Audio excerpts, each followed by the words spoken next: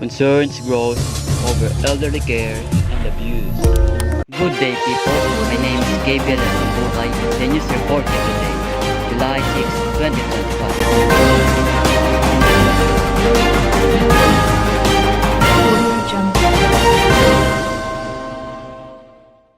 Many people often focus on protecting children from harm, but fewer talk about the abuse and neglect that older adults can also experience. Experts warn that as our population ages, more elderly people are becoming vulnerable. As people grow older, they may face health problems, lose physical strength, and have fewer financial resources. Without enough support, some elderly people may suffer silently, even from abuse.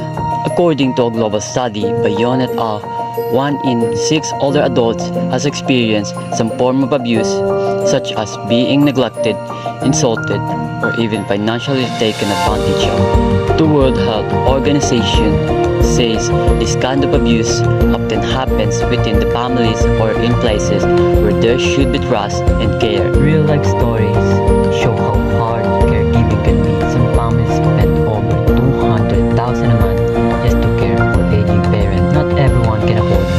Not everyone has relatives nearby to help. The article reminds readers that showing love doesn't always mean giving money. Sometimes it simply means spending time with elders, listening to them, and letting them feel respected and included. Families are encouraged to plan ahead, share responsibilities, and make sure all their family members still feel they have a purpose. In the end, the message is clear.